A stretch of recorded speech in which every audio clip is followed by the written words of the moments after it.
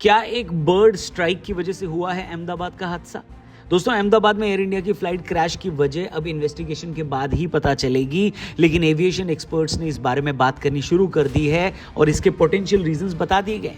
Doctor Sonia Brown, जो कि university of New South Wales में एरोस्पेस डिजाइन में सीनियर लेक्चरर हैं, उन्होंने प्लेन क्रैश की फुटेज देखने के बाद कहा कि प्लेन थ्रस्ट की कमी की वजह से उड़ नहीं पाया। ये थ्रस्ट किस वजह से नहीं मिला, इस बारे में डॉक्टर सोनिया ने कुछ नहीं बताया और कहा कि ये ह्यूमन एरर की वजह से भी हो सकता है। डॉक्टर सोनिया ने यह भी कहा है कि प्लेन भले ही मॉडर्न हो, लेकिन था तो फिर भी 11 साल पुराना, यानी उसकी मेंटेनेंस में कमी भी इस क्रैश की वजह हो सकती है। नील हेंसफोर्ड, जो कि खुद एक पायलट है और स्ट्रेटेजिक एविएशन सॉल्यूशंस कंसल्टेंसी के चेयरपर्सन है, उन्होंने कहा है कि इस तरह के ज्यादातर हादसे पायलट की गलती की वजह से होते हैं, लेकिन हम यहाँ पर जिस क्रू और एयरलाइन की बात कर रहे हैं वो काफी रिस्पेक्टेड है और इस वजह से इस क्रैश की पोटेंशियल वजह बर्ड स्ट्राइक हो सकती है। हालांकि ऐसा बहुत कम होता है कि बर्ड स्ट्राइक की वजह से प्लेन के दोनों इंजन काम करना बंद कर दें, लेकिन ऐसा नहीं है कि कभी ऐसे हुआ नहीं है। पहले यूएस एयरवेज की 2009 में एक फ्लाइट के दोनों इंजन बर्ड स्ट्राइक की वजह से फेल हो गए थे, जिसकी वजह से पायलट को प्लेन हडसन नदी में लैंड कराना पड़ा था। हंसफोर्ड का कहना है कि अहमदाबाद एयरपोर्ट के पास बर्ड स्ट्राइक काफी कॉमन है। रमेश, जो कि इस प्लेन क्रैश के अकेले सर्वाइवर, उन्होंने अपने बयान में कहा कि प्लेन टेक ऑफ होने के 30 सेकंड बाद उन्हें एक तेज आवाज सुनाई दी थी। हैंसफोर्ड का कहना है कि यह आवाज बर्ड स्ट्राइक की हो सकती है, लेकिन अगर दोनों इंजन फेल हुए हैं तो 2 आवाज आनी चाहिए थी।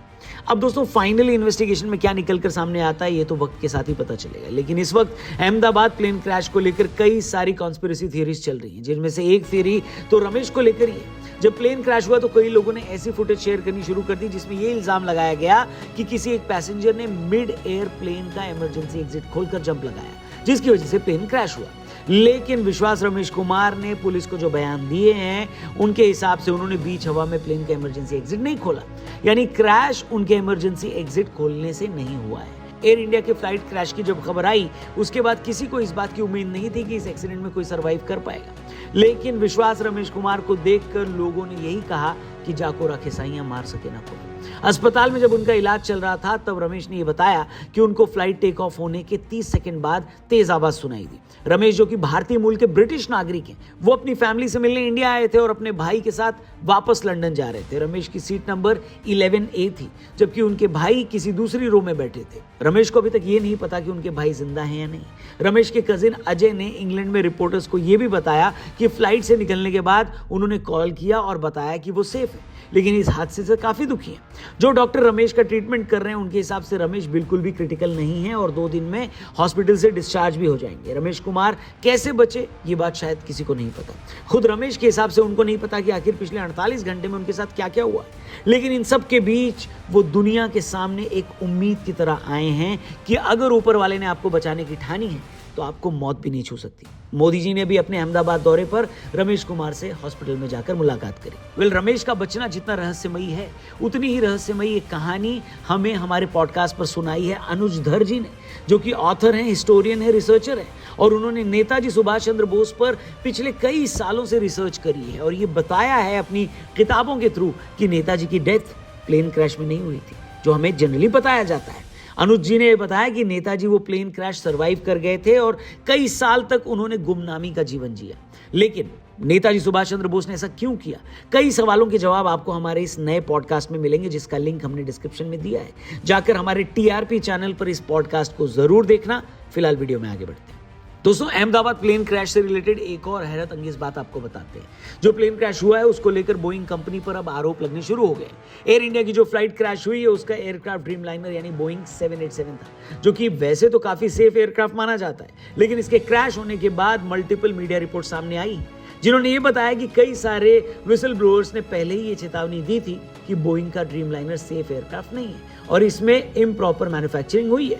इस वजह से फेडरल एविएशन एडमिनिस्ट्रेशन यानी FAA ने बोइंग के खिलाफ जांच बिठा दी है। मीडिया रिपोर्ट्स के हिसाब से इस विमान को लेकर अमेरिकी इंजीनियर और बोइंग कर्मचारी सैम सालेपोर ने 2024 में ही गंभीर चेतावनी दी थी। उन्होंने FAA के सामने एक ऑफिशियल शिकायत दर्ज कराई, जिसमें 787 ड्रीमलाइनर और 777 मॉडलों के प्रोडक्शन में गंभीर खामियों का आरोप लगाया गया। उन्होंने दावा किया कि बोइंग ने उत्पादन में जल्दबाजी बल्लेबाजी की। और फ्यूजलेस विमान का जो मुख्य ढांचा है उसमें छोटे छोटे गैप को ठीक करने में लापरवाही बरती है। सालेपौर का कहना था कि बोइंग के प्रोडक्शन में ऐसे शॉर्टकट अपनाए जा रहे हैं जो विमानों की एज को, उम्र को छोटा कर सकते हैं और समय के साथ विनाशकारी एक्सीडेंट्स यानी हादसे का कारण भी ये बन सकते हैं। उन्होंने विशेष रूप से उन छोटे छोटे गैप्स की बात की है जो विमान के अलग अलग हिस्सों को जोड़ते समय ठीक से नहीं भरे जाते। इससे विमान के ढांचे पर उड़ान के दौरान एक्स्ट्रा प्रेशर होता है जिससे सिक्योरिटी पर खतरा मंडरा सकता है। इंपॉर्टेंट बात यह है कि 2021 में भी FAA और बोइंग ने 787 ड्रीमलाइनर की डिलीवरी को लगभग 2 साल के लिए रोका था ताकि इन्हीं खामियों की जांच की जा सके। तब बोइंग ने यह दावा किया था कि उनका प्रोडक्शन प्रोसेस ठीक है और विमानों की सुरक्षा में कोई कमी नहीं है। सालेपौर का कहना था कि समस्याएं अब भी बरकरार हैं। उन्होंने यहां तक कहा है कि कुछ हिस्सों को जबरन फिट करने के लिए कर्मचारी उनके ऊपर कूदते थे जिसे उन्होंने पूरी तरह असुरक्षित करार दिया है। ये कितनी हैरानी की बात है दोस्तों कि जबरदस्ती हिस्सों को फिट करने के लिए उन पर कूदा गया है। अगर इस विसल ब्लोअर की बातों में दम है और ये इन्वेस्टिगेशन में सामने आता है तो दुनिया भर की एयरलाइंस को बोइंग के खिलाफ कड़ा एक्शन लेना होगा। लेकिन जो इस प्लेन क्रैश में इस दुनिया से चले गए वो लौटकर तो वापस नहीं आएंगे। लेकिन ये गलती किसकी थी? ये तकनीकी खराबी थी या इंसानी भूल थी? विक्टिम को इंसाफ दिलाने के लिए ये पता लगाना बहुत जरूरी है। बाकी इस पूरे मुद्दे पर आपका क्या कहना कमेंट करके जरूर बताना और हमारे लेटेस्ट पॉडकास्ट को जरूर देखना। प्लेन क्रैश में नेताजी सुभाष चंद्र बोस जी की मृत्यु नहीं हुई थी बल्कि वो गुमनामी बाबा बनकर उत्तर प्रदेश के कई इलाकों में रहे थे। ऐसी बहुत सारी बातें, बहुत सारी थियरीज अपनी किताबों के थ्रू, अपनी रिसर्च के थ्रू अनुज धर ने कई सालों से दुनिया के सामने लाने की कोशिश की है और उन्हीं अनुज धर के साथ हमने एक लेटेस्ट पॉडकास्ट किया है, लिंक डिस्क्रिप्शन में दिया है, उसे भी जरूर देखना। और ये वीडियो अगर आपको सही लगी हो तो इसे भी अपने दोस्तों से जरूर शेयर करना, चैनल को सब्सक्राइब करना। जल्दी मिलते हैं। Thank you for watching. Goodbye. जय हिंद।